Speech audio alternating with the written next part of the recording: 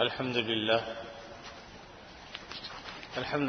نحمده ونستعينه ونستغفره ونؤمن به ونتوكل عليه ونعوذ بالله من شرور أنفسنا ومن سيئات أعمالنا من يهده الله فلا مضل له ومن يضلله فلا هادي له وأشهد أن لا إله إلا الله وحده لا شريك له وأشهد أن سيدنا وسندنا ونبينا ومولانا محمدا عبده ورسوله صلى الله تعالى عليه وعلى آله وأصحابه وبارك وسلم تسليما كثيرا. أما بعد فأعوذ بالله من الشيطان الرجيم. بسم الله الرحمن الرحيم. يا أيها الذين آمنوا اجتنبوا كثيرا من الظن إن بعض الظن اسم ولا تجسسوا ولا يغتب بعضكم بعضا أيحب أحدكم أن يأكل لحم أخيه ميتا فكرهتموه واتقوا الله إن الله تواب رحيم. صدق اللہ العظیم. حاضرین محترم، قرآن مجید کی ایک آیت ہے جس کی تلاوت کی گئی ہے. دعا فرمائیے اللہ تعالیٰ بات کو صحیح طریقے پر کہنے کی، سننے کی، سمجھ کر عمل کرنے کی ہم سب کو توفیق عطا فرمائے. قرآن مجید راہ ہدایت ہے قیامت تک آنے والے انسانوں کے لیے، اور اس قرآن مجید کے ذریعے سے لوگوں کو ہدایت ملتی ہے، پڑھنے پر اجر و ثواب ملتا ہے، سمجھ کر عمل کرتے ہیں اور زیادہ اجر و ثواب ملتا ہے. اس لیے اللہ تعالیٰ اپنے فضل سے ہمیں اس کی بھی توفیق دیں کہ قرآن مجید کو صحیح طریقے پر پڑھیں اور سمجھ کر پڑھیں اور پھر اس کے تقاضوں کے مطابق اپنی زندگی گزارنے کی کوشش کریں. قرآن مجید میں اصول بیان کر دیے گئے ہیں اور احادیث مبارکہ میں اس کی تفاصیل بھی آتی ہیں، اور دونوں چیزیں یہ من جانب اللہ ہیں. قرآن مجید بھی اللہ کا نازل کردہ ہے، اور جو اس کا بیان نبی کریم صلی اللہ علیہ وسلم نے فرمایا وہ بیان بھی اللہ کی طرف سے. بہرحال اس آیت کا خلاصہ جو میں نے تلاوت کی ہے یہ ہے کہ ایمان والو بدگمانی سے بچو، کیونکہ بہت سے گمان برے ہوتے ہیں، گناہ کا سبب ہوتے ہیں. ولا تجسسوا، تجسس مت کرو، ایک دوسرے کی ٹوہ میں مت لگو. کون کہاں سے آتا ہے، کہاں جاتا ہے، اس کا تعلق کس سے ہے، کھاتا کیا کہاں سے ہے، پیتا کہاں سے ہے، کیا کر رہا ہے، اس کی برائیاں ڈھونڈنا مقصد ہوتا ہے کہ کوئی اس کی ایسی بات پتہ چل جائے تو ہم اس کو بدنام کر دیں. اس قسم کی چیزیں جو لوگ ٹوہ میں لگے رہتے ہیں اس سے منع فرمائے کہ ولا تجسسوا، اور اسی طریقے سے فرمایا ولا یغتب بعضکم بعضا، ایک دوسرے کی غیبت بھی مت کرو. اور چونکہ غیبت بہت شدید ترین گناہ ہے، بڑا گناہ ہے، کبیرہ گناہوں میں سے ایک گناہ ہے، اس لیے اس کو مزید واضح فرمایا دیا کہ تم میں سے کوئی شخص اس بات کو پسند کرتا ہے کہ اپنے مردہ بھائی کا گوشت کھائے. گویا کہ یہ ایسا گناہ ہے اور اتنا شدید گناہ ہے بڑا کہ غیبت کرنے والا، سننے والا اپنے مردہ بھائی کا گوشت کھاتا ہے. انسان کا گوشت کھانا ہی خود کم قبیح بات نہیں ہے، بری بات ہے. آدم خور اس کو کہا جاتا ہے. کسی کے بارے میں اگر یہ پتہ چل جائے کہ یہ شخص آدم خور ہے تو یقیناً ہمارے دلوں میں اس کے لیے انتہائی کراہیت پیدا ہوگی. لیکن اگر وہ شخص اپنے بھائی کا گوشت کھانے والا ہو تو اور بھی زیادہ قباحت دل میں پیدا ہوگی. پھر بھائی بھی ایسا جو مر چکا ہو، مردہ بھائی کا گوشت کھانے والا، اور زیادہ برائی پیدا ہو. تو اس طریقے سے اس کو اللہ تعالیٰ نے شناعت اور قباحت کو بیان فرمایا کہ اتنی بدترین چیز ہے یہ کہ جب تم کسی کی غیبت اس کے پیٹھ پیچھے کرتے ہو تو گویا کہ تم اس اپنے مردہ بھائی کا گوشت کھاتے ہو.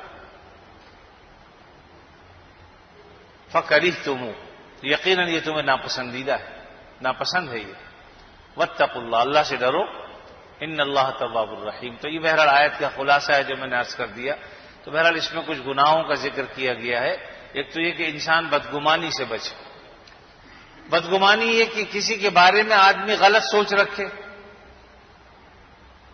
اس کی ہمیں تحقیق نہیں ہے لیکن ویسے ہی ہم بدگمانی کر رہے ہیں۔ ایک بزرگ فرمایا کرتے تھے کہ جو آدمی برا گمان رکھتا ہے کسی کے بارے میں تو گویا وہ اپنی گردن کو پھانسی کے پھندے کے لیے تیار رکھتا ہے، یعنی پھانسی کا پھندا اس کے لیے تیار ہے۔ اسے فرمایا کہ اچھا گمان رکھو، اگر کوئی برائی بھی کر رہا ہے تم اس کے بارے میں اچھا گمان اگر رکھو گے اس پر اجر و ثواب، لیکن اگر تم کسی کے بارے میں برا گمان رکھتے ہو تو یقیناً اس کا گناہ ہوگا۔ تو گویا کہ بیوقوف آدمی ہے وہ جو خواہ میں اپنے آپ کو پھانسی کے پھندے پر لے جائے۔ تو کسی مسلمان کے بارے میں بدگمانی مت کرو، برا ظن، برا گمان اس کی طرف لے جانا یہ مناسب نہیں ہے۔ اگر اس میں کوئی ایک ایسی بات ہو جو اچھے گمان کی طرف لے جاتی ہو تو وہی اچھا گمان کرنا چاہیے، اور برائی سے، بدگمانی سے انسان کو بچنا چاہیے، اس لیے کہ بعض گمان تو یقینی طور پر گناہ کے ہوتے ہیں، اس لیے بدگمانی سے بچنے کا حکم فرمایا، اور ساتھ میں تجسس اور ٹوہ لینے کا اس کی بھی ممانعت فرمائی کہ کسی کے بارے میں ٹوہ مت لو۔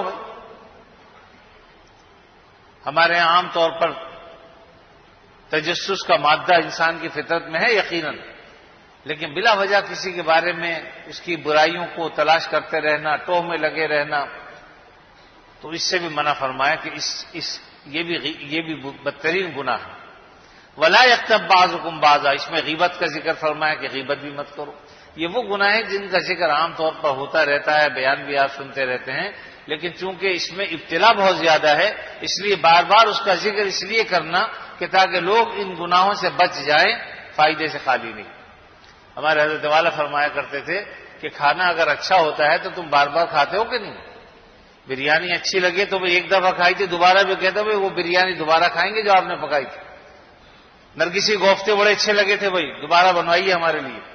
تو ایک ڈش کو بار بار آپ کھاتے ہو اور وہ بری نہیں لگتی بلکہ ہر دفعہ اس کی لذت محسوس ہوتی ہے، تو اگر ایک چیز ایسی ہے جو قابل بیان ہے، اس کے بیان کرنے سے فائدہ پہنچتا ہے یقیناً، تو اس کو بار بار بیان کرنا اس لیے ہوتا ہے تاکہ اگر وہ بری چیز ہے تو لوگ اس کی برائی سے بچ جائیں، اچھی چیز ہے تو اس کو اختیار کر لیں، تو اس لیے ان کو بار بار ذکر کیا جاتا ہے۔ تو چونکہ ان گناہوں میں ابتلا بہت زیادہ ہے، اچھے خاصے دیندار لوگ بھی ان برائیوں میں مبتلا ہیں، اس وجہ سے اس کا بڑا اہتمام بزرگوں نے بھی کیا ہے، اور قرآن و حدیث میں بھی بہت زیادہ اس کی تاکید آئی ہے۔ ہمارے بزرگوں کا جو طریقہ رہا، باوجود اس کے کہ وہ حضرات ان چیزوں سے بہت حد تک بچتے تھے، لیکن بہرحال انسان ہونے کے ناطے و تقاضۂ بشریت چونکہ انسان کبھی نہ کبھی خواہی نہ خواہی ان گناہوں میں مبتلا ہو جاتا ہے، اس لیے انہوں نے آخر میں اس کا بھی تدارک کیا کہ بعض لوگوں نے خط لکھ کر، بعض لوگوں نے زبانی طور پر کبھی ہم سے کوئی غلطی ہو گئی ہو، تمہاری غیبت ہو گئی ہو، کوئی بات ایسی ہم نے کہہ دی ہو کہ تمہیں پتہ لگتی تو برا لگتا، وہ معاف کر دو ہم۔ حضرت تھانوی رحمۃ اللہ علیہ، اسی طرح حضرت مفتی محمد شفیع صاحب رحمۃ اللہ علیہ نے اپنی زندگیوں میں اس کا تدارک کیا کہ اپنے متعلقین کو خطوط لکھے باقاعدہ، اور اس میں کہا کہ بھئی اگر ہم سے کوئی غلطی ہو گئی ہو، تمہارے بارے میں کوئی بات زبان سے نکل گئی ہو، کوئی غیبت ہو گئی ہو، تو اس لیے کہ انسان خواہی نہ خواہش میں مبتلا ہو جاتا ہے تو اس کی جو ہے معافی چاہیے۔ اور دور حاضر میں آپ جن کو سنتے رہتے ہیں تو مولانا تقی عثمانی صاحب دامت برکاتہم العالیہ، غالباً سن 33 ہجری میں حضرت جب 70 سال کے ہوئے، یعنی ہجری اعتبار سے، تو تقریباً آج سے 5.5-6 سال پہلے حضرت نے بھی خط لکھا اور اس میں اس بات کا ذکر کیا کہ میری عمر ہجری سال کے اعتبار سے 70 سال کی ہو چکی، اور جن لوگوں سے ہمارا تعلق رہا تو ہو سکتا ہے کبھی ان کی کوئی برائی زبان پر آ گئی ہو، اگرچہ اس سے بچا تو جاتا ہے لیکن پھر بھی چونکہ ایسی برائیاں ہیں کہ انسان مبتلا ہو ہی جاتا ہے کسی نہ کسی انداز میں، تو اس کی حضرت نے باقاعدہ لکھ کر کہا اگر ہو تو معاف کر دی جائے۔ تو دیکھیے اس میں کوئی قباحت کی بات نہیں، اگر ہم اپنے معاملے کو صاف ستھرا کر لیں اور مرنے سے پہلے، آنکھیں بند ہونے سے پہلے اپنے معاملات کی صفائی کر لے، لوگوں سے اپنے گناہوں کو معاف کرا لے، برائیوں کو جو ہم نے کبھی ان کے بارے میں کہی ہے، کوئی حق ہے تو وہ معاف کرا لیا جائے یا اس کو ادا کر دیا جائے، کوئی نہ کوئی صورت ایسی اختیار کی جائے۔ تو ایک تو یہ کہ معافی مانگنے میں کوئی حرج نہیں، کوئی اس سے انسان کی بے عزتی نہیں ہوتی۔ بڑے بڑے اکابرین نے ہمارے یہ طریقہ اختیار کیا ہے، کیونکہ آخرت کی سزا اور آخرت کی بدنامی سے دنیا کی بدنامی بہت معمولی چیز ہے۔ اس لیے مرنے سے پہلے چونکہ ہم اپنے آپ کو دیکھیں کہ ہم اپنی مجلسوں میں، چاہے وہ دینداروں کی مجلس ہو، بے دینوں کی مجلس ہو، جب بیٹھ جاتے ہیں اور گفتگو شروع ہو جاتی ہے تو شاید ہی ہماری زبان سے کوئی بچتا ہو، ایک کی برائی، دوسرے کی برائی، اس کی، اور بعض اوقات تو اچھائیاں بیان کرتے کرتے برائی شروع ہو جاتی ہے۔ حضرت تھانوی رحمۃ اللہ نے فرمایا کہ اس کا علاج یہ ہے کہ آدمی اچھائی کا بھی ذکر نہ کرے، اچھائی کسی کو یاد کرے تو اچھائی سے بھی نہ کرے، برائی سے بھی، اس کا ذکر ہی مت کرو، اس لیے کہ بعض اوقات ذکر تو شروع ہوتا ہے اچھائی سے، لیکن کرتے کرتے مگر اور اگر یہ خراب کر دیتا ہے کام۔ جب اگر مگر شروع ہوتی ہے تو پھر وہاں سے برائی شروع ہو جاتی ہے، تو نتیجتاً آدمی غیبت میں مبتلا ہو جاتا ہے، اور اس سے منع فرمایا کہ غیبت کرنے سے گریز کرو۔ ایک تابعی تھے، وہ فرماتے ہیں کہ میں ایک مرتبہ ایک مجلس میں گیا اور وہاں پر غیبت شروع ہو گئی، تو فوری طور پر میں اس مجلس سے اٹھ گیا، اس لیے کہ جس مجلس میں غیبت ہو رہی ہو، جس طرح غیبت کرنا منع ہے، سننا بھی منع ہے۔ فرمایا کہ میں نے یہ کیا کہ اس مجلس سے میں اٹھ کر چلا گیا، اور کچھ دیر کے بعد جب میں نے یہ خیال کیا کہ اب وہاں مجلس سے اس غیبت کا ذکر ختم ہو گیا ہوگا تو میں دوبارہ آ کر بیٹھ گیا، تو تھوڑی دیر تک تو ادھر ادھر کا ذکر ہوتا رہا، لیکن پھر دوبارہ غیبت شروع ہو گئی، لیکن اب میری ہمت کمزور ہو گئی، نتیجتاً میں نے اس غیبت کو سنا اور کوئی ایک دو باتیں ایسی کہہ دی کہ خود مجھ سے بھی غیبت سرزد ہو گئی۔ فرمایا رات کو جب میں سویا تو میں نے خواب میں دیکھا کہ ایک سیاہ حبشی ایک طبق لے کر آیا میرے پاس جس میں گوشت تھا، اور میں دیکھا کہ وہ خنزیر کا گوشت ہے۔ اب مجھ سے وہ کہتا ہے کہ اس کو کھاؤ، میں نے کہا کہ یہ تو میں نہیں کھاتا، ہے تو خنزیر کا گوشت ہے، کہا کھانا پڑے گا۔ میرے بار بار انکار کرنے پر اس نے میرے حلق میں ٹھوسنا شروع کر دیا، یہاں تک کہ مجھے متلی ہونے لگی اور میری آنکھ کھل گئی، اور جب آنکھ کھلی تو طبیعت کے اندر اتنی کراہیت تھی کہ میں اس کو بیان نہیں کر سکتا، اور کہا کہ اس گوشت کی بدبو کا اثر میرے دماغ پر 30 دن سے زیادہ رہا، بار بار اس کا جب بھی ذکر آ جاتا یا خیال آ جاتا تو مجھے متلی ہونے لگتی تھی۔ تو بہرحال اس نے کھلایا، کہا کہ جب تو لوگوں کی غیبت کر سکتا ہے تو یہ گوشت کھانا تو اس سے کمتر ہے۔ تو بہرحال ایک خواب کے ذریعے ان کو تنبیہ بھی کی گئی کہ تم جو لوگوں کی غیبت کرتے ہو، غیبت ہے کیا چیز کہ اپنے مسلمان بھائی کا ذکر اس انداز میں کرنا کہ اسے اگر پتہ چلے کہ میرا ذکر یہ کیا گیا ہے اسے برا لگے۔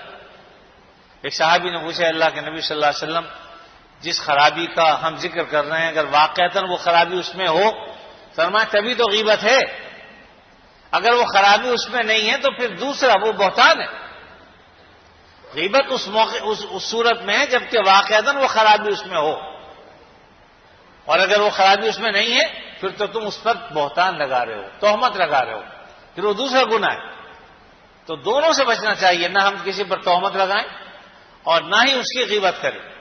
اگر غیبت کہیں بیان کی جا رہی ہے تو اس کے لیے آسان راستہ یہ ہے کہ ہم اٹھ کر چلے جائیں، اس مجلس میں نہ بیٹھیں، اس محفل میں نہ بیٹھیں، تاکہ کم از کم ہم غیبت کرنے سے اور سننے سے دونوں سے محفوظ رہ سکیں۔ تو بہرحال قرآن و حدیث میں اس کو بڑا سخت گناہ قرار دیا ہے، اور ایک حدیث میں اگرچہ سند کے اعتبار سے اتنی قوی نہیں ہے لیکن معنی کے اعتبار سے صحیح ہے، الغیبت اشد من الزنا، غیبت جو ہے یہ زنا سے بھی شدید ترین گناہ ہے۔ خدا نہ کرے کسی سے زنا ہو گیا تو توبہ کر لے گا کسی وقت، لیکن جس کی غیبت کی ہے چونکہ یہ حقوق العباد میں سے ہے، اس لیے جب تک وہ معاف نہیں کرے گا معاف نہیں ہوگا، اس لیے اس گناہ سے بھی بچنا بہت ضروری ہے۔ اور بعض حضرات نے فرمایا کہ بھائی اصل یہی ہے کہ آدمی ذکر کرے ہی نہ اچھا ذکر کرے نہ برا۔ حضرت تھانوی رحمۃ اللہ علیہ فرماتے ہیں کہ بعض لوگ میرے پاس آتے ہیں اور کہتے ہیں حضرت ہم سے آپ کی غیبت ہو گئی، ہمیں معاف کر دیں۔ تو میں ان سے کہتا ہوں کہ بھائی ٹھیک ہے میں معاف کر دوں گا، لیکن ایک شرط ہے کہ جو غیبت تم نے کی وہ مجھے بتا دو وہ کیا تھی۔ اور فرمایا کہ یہ میں اس لیے کہتا ہوں تاکہ واقعتاً اگر وہ خرابی وہ برائی مجھ میں ہے تو وہ دور ہو جائے۔ یعنی دیکھیے اس میں بھی ان کی جو نیت ہے وہ یہ کہ بھئی یہ تو ہو سکتا ہے نا کہ جو لوگ ہماری برائی کر رہے ہیں ہو سکتا ہے وہ برائی ہمارے اندر موجود ہو، لیکن ہمیں اپنی اس برائی کا احساس نہ ہو رہا ہو، اور کسی کے احساس دلانے پر جو ہے اس کو ہم محسوس کریں تو ہم توبہ کر لیں۔ اس لیے فرماتے تھے کہ ایک شرط پہ میں معاف کروں گا کہ وہ غیبت جو تم نے کی ہے اس کا میرے سامنے ذکر کرو کہ وہ کیا تھی۔ اور فرماتے ہیں کہ میری نیت اس میں یہ ہوتی تھی کہ اگر واقعتاً مجھ میں یہ عیب ہے تو میں اپنے اس عیب کو جو ہے وہ دور کر لوں، یہ نیت ہوتی ہے۔ اور ہمارے بہت سے بزرگان دین جو ہے وہ اس سلسلے میں الحمدللہ ہمارے ایک بزرگ سے بڑے، تو ان کا معاملہ یہ تھا کہ آخری عمر میں وہ نابینا ہو گئے تھے، اور ان کے جو مخالفین تھے ان کا ذکر کیا کرتے تھے، خط بھی لکھتے تھے، رسالے بھی لکھتے تھے، تو ان کو حضرت مولانا یحییٰ کاندھلوی رحمۃ اللہ علیہ خط بھی پڑھ کر سناتے تھے، اگر رسالے آتے تھے وہ بھی پڑھ کے سنایا کرتے تھے، تو مخالفوں کے رسالے بھی سنتے تھے۔ ایک مرتبہ انہوں نے سوچا کہ میں کیا خواہ میں سنا کے حضرت کا دل خراب کرتا ہوں، سنانا چھوڑ دیا۔ تو کافی دن بعد حضرت نے کہا بھائی کیا بات ہے، آج کل ہمارے جو مخالف ہیں انہوں نے کچھ لکھنا بند کر دیا یا ہمارے اوپر کرم فرمائی ان کی ختم ہو گئی؟ کہا کہ نہیں حضرت، خط تو اب بھی آتے ہیں، رسالے بھی آتے ہیں، لیکن آپ کا دل خراب ہوگا اس لیے میں نے سنانا چھوڑ دیا۔ فرمایا کہ نہیں وہ سنایا کرو، اور میں سنتا اس لیے ہوں کہ واقعتاً اگر وہ خرابی مجھ میں ہو تو میں اس سے توبہ کر لوں اور اس خرابی کو دور کر لوں۔ یعنی میرا سننے کا مقصد یہ ہوتا ہے، یہ نہیں ہوتا کہ میں سننے کے بعد ان پر غصہ اتاروں گا یا ان کی برائی کروں گا جواباً، بلکہ میں یہ دیکھوں گا کہ واقعتاً یہ برائی اگر مجھ میں ہے تو میں اپنی اس برائی سے تائب ہو جاؤں، توبہ کر لوں اور اس برائی کو۔ تو اس لیے تم مجھے سنا دیا کرو، اس کی فکر مت کیا کرو کہ میرا دل خراب ہوگا یا نہیں ہوگا۔ یہ ہمارے بزرگوں کا طریقہ رہا۔ تو بہرحال اگر کوئی ہماری غیبت کرتا ہے اور اگر آ کر یہ کہتا ہے، اس کا بہترین طریقہ تو یہ ہے کہ جس کی غیبت کی ہے اس سے آدمی معافی مانگ لے کہ بھئی مجھ سے آپ کی غیبت ہو گئی تھی آپ کی غیر موجودگی میں، مجھے معاف کر دیجیے۔ لیکن ہے یہ بڑا مشکل کام، آسان کام نہیں ہے، یعنی اس سے دل پر آرے تو چلیں گے لیکن بہرحال اپنا معاملے کی صفائی ہو جائے گی۔ تو اصل تو یہی ہے۔ لیکن اگر کوئی شخص ایسا موجود نہیں ہے جس کی ہم نے غیبت کی تو دنیا سے چلا گیا، اب کیا کرے؟ یا ہمارے سامنے موجود نہیں، پتہ نہیں کہاں چلا گیا، تو بعض حضرات نے فرمایا کہ وہ اس کے لیے تم جو ایک تو یہ کہ اپنے اس گناہ پر توبہ استغفار کرو، اس کی طرف سے بھی استغفار کیا کرو کہ اللہ تعالیٰ اس کو معاف فرما دے، اس کے درجات کو بلند کرے، اور اپنے اس گناہ پر بھی اللہ سے معافی مانگا کیا کرو اور اس کے درجات کی بلندی کی دعا کیا کرو۔ تو یہ بھی ایک طریقہ ہے، انشاءاللہ اس طریقے سے بھی اللہ نے چاہا تو تمہارا یہ گناہ جو ہے وہ معاف ہو جائے۔ لیکن بہرحال یہ طریقے ہیں جو بزرگان دین نے بتلائے۔ یقیناً آدمی اخلاص کے ساتھ جب کوئی کام کرتا ہے، اللہ تعالیٰ نیتوں کو خوب جانتے ہیں کہ کس کی نیت کیا ہے۔ اگر انشاءاللہ نیت اچھائی کی ہے تو اس کا اثر ہوگا۔ تو یقیناً اگر کبھی ایسا ہو جائے تو ہمیں چاہیے معاف کریں۔ اب بعض اوقات ہوتا یہ کہ جس سے ہم معافی مانگ رہے ہیں وہ معاف کرنے کو تیار نہیں، وہ معافی سننے کو بھی تیار نہیں ہے، بات سننے کو۔ تو بات یہ ہمارے ذمے صرف یہ ہے کہ ہم اس سے جا کے معافی مانگ لیں، اگر معاف کر دے گا تو یہ اس کے حق میں بہتر ہے۔ ایک حدیث میں آتا ہے جس کا خلاصہ اور مفہوم یہ ہے کہ اگر کوئی شخص کسی کے گناہ کو، کسی کی بات کو معاف کر دے، غلطی کو معاف کر دے، تو اللہ تعالیٰ اس دن اس کو معاف کر دے گا جس دن اس کو معافی کی شدید ضرورت ہوگی۔ اور بالفرض اگر وہ معاف نہیں کرتا تو انشاءاللہ تم نے کام کر دیا اپنا جو تم نے کرنا تھا، نہیں کرتا تو وہ اس کا معاملہ اس کے ذمے، انشاءاللہ تمہارے ذمے سے بات ختم ہوگی۔ تو اس لیے ہم اپنے طور پر تو اپنے معاملے کو صاف کر لیں۔ اب اگر سامنے والا ہماری بات نہیں سننا چاہتا یا ہمیں معاف نہیں کرتا تو یہ اس کی ذمہ داری ہے۔ اللہ رب العزت نے فرما دیا کہ قیامت کے دن میں اسے معاف نہیں کروں گا، یعنی یہ بھی میں خلاصہ بیان کر رہا ہوں حدیث کا کہ جو شخص معاف نہیں کرتا کسی کو تو قیامت کے دن اللہ تعالیٰ فرماتے ہیں کہ میں اس کو اس دن معاف نہیں کروں گا جس دن اس کو معافی کی ضرورت ہوگی۔ تو اس لیے معاف کر دینا بھی یہ ہمارے لیے فائدے مند ہے۔ اس لیے اگر کوئی شخص ہماری برائی بھی بیان کرتا ہے تو بلا وجہ بغض پالنے کی ضرورت نہیں ہے۔ اصل میں غیبت ایسی چیز ہے کہ اس کی وجہ سے بہت ساری برائیاں، خرابیاں دل میں پیدا ہوتی ہیں۔ جب انسان کو پتہ چلتا ہے تو یہ خرابیاں ساری کی ساری ابھر کر سامنے آتی ہیں اور اس کے نتیجے میں دوسری برائیاں بھی وجود میں آتی ہیں. اس لیے آدمی کو چاہیے اگر کوئی غیبت کر رہا ہے تو اسے غیبت چھوڑ دینی چاہیے، لیکن یہ عزم و ارادے کے بغیر ممکن نہیں ہے. ایک بات میں نے کہہ دی، آپ نے سن لی، لیکن اس سے یہ گناہ ختم نہیں ہو جاتا جب تک کہ میں بھی ارادہ نہ کروں، عزم نہ کر لوں. اور ہم نے تو اپنے بزرگوں سے ایک بات سنی ہے، حضرت تھانوی رحمۃ اللہ علیہ خاص طور پر اس کو فرماتے تھے کہ جب میں کسی معاملے میں سستی اور کمزوری دیکھتا ہوں تو میں اس کو مجلس میں بیان کر دیتا ہوں، تاکہ جو برائی ہم دوسروں کی بیان کر رہے ہیں اپنے اندر اگر وہ برائی ہے تو وہ برائی بھی ختم ہو جائے. تو آدمی بیان اسی لیے کرے کہ ہم میں بھی کمی کوتاہیاں ہیں، اللہ تعالیٰ معاف فرما دے، تاکہ ہم کسی کی نہ غیبت سنیں نہ غیبت کریں. البتہ اتنی بات سمجھ لینی چاہیے کہ بعض مواقع غیبت سے مستثنا ہے، یعنی ظاہری اعتبار سے وہ غیبت ہی ہے لیکن اللہ تعالیٰ نے اس کو معاف فرما دیا ہے. کسی شخص پر اگر ظلم ہوا ہو تو وہ اس کو غیبوبت کی حالت میں بیان کر سکتا ہے کہ بھئی اس شخص نے میرے پر ظلم کیا ہے، اس نے میری چوری کی ہے، اس نے میرے گھر ڈاکہ ڈالا ہے، میری عزت آبرو پر حملہ کیا ہے. تو چونکہ اس شخص پر ظلم ہوا ہے تو اللہ تعالیٰ نے اس کو معاف کر دیا کہ اگر تم اس کی برائی کرو گے تو یہ برائی غیبت میں داخل نہیں. لا يحب اللہ الجہر بالسوء من القول الا من ظلم.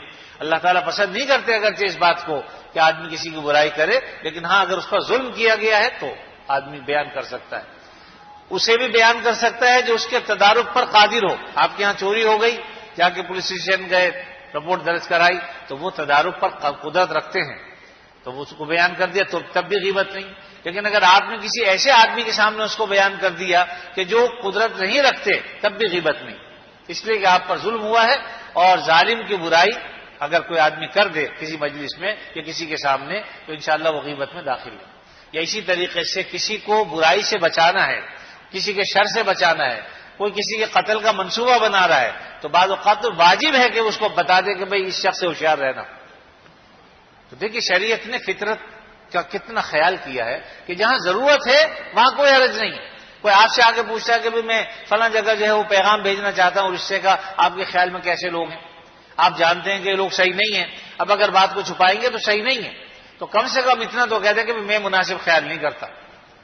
یہاں رشتہ آپ نہ بھیجیں، میں مناسب خیال نہیں کرتا اس کو.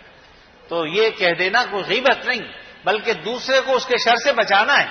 تو جہاں دوسرے کو شر سے بچانا ہو وہاں پر اگر کوئی آدمی ایسی بات کہہ دے جو ظاہری اعتبار سے غیبت محسوس ہوتی ہو یا غیبت میں داخل ہو تو حقیقتاً وہ غیبت نہیں. تو بہرحال اس کی تفصیلات ہیں، انشاءاللہ اللہ نے چاہا تو آئندہ کسی موقع میں بیان کی جائیں گی. دعا فرمائیے اللہ تعالی ہمیں ہر چھوٹے بڑے گناہ سے بچنے کی توفیق دے، چاہے وہ غیبت ہو چاہے وہ کوئی اور گناہ ہو، کیونکہ گناہ کا مطلب ہے اللہ تعالیٰ کی نافرمانی کرنا. اب چاہے وہ گناہ صغیرہ ہو تب بھی اللہ کی نسبت سے اگر ہم دیکھیں گے تو بہرحال وہ نافرمانی ہے، اس سے بچنا چاہیے. صغیرہ گناہ بھی بار بار کوئی کرتا ہے تو وہ کبیرہ ہی میں داخل ہو جاتا ہے. اور اس کی مثال حضرت شیخ سعدی رحمۃ اللہ نے فرمایا کہ دیکھو بھی آگ کی چنگاری چھوٹی سی ہوتی ہے، لیکن کیا وہ آگ کی چنگاری بہت بڑے آگ لگنے کا سبب نہیں بن سکتی؟ معمولی سگریٹ اگر آپ پھینک دیں کہیں، رضائی پہ گر جائے، گدے پہ گر جائے، کہیں گھاس پہ گر جائے تو کیا اس کو جلا کر خاک نہیں کر دے گی؟ پورے جنگل کو بعض اوقات خاک کر دے گی. تو چنگاری چھوٹی سی ہوتی ہے لیکن وہ بہت بڑے آگ لگنے کا ذریعہ اور سبب بن سکتی ہے. اسی طریقے سے چھوٹا گناہ بھی بہت بڑے گناہ کا سبب بن جاتا ہے. اس لیے چھوٹے بڑے ہر قسم کے گناہوں سے بچنے کی اللہ سے توفیق مانگنی چاہیے کہ اللہ ہمیں ان گناہوں سے بچنے کی توفیق عطا فرمائے. اللہ تعالیٰ جو باتیں ہمیں کہی گئی ہیں کہنے والے کو بھی سننے والوں کو بھی ہر قسم کے گناہوں سے بچنے کی توفیق عطا فرمائے. وآخر دعوانا ان الحمد للہ رب العالمین.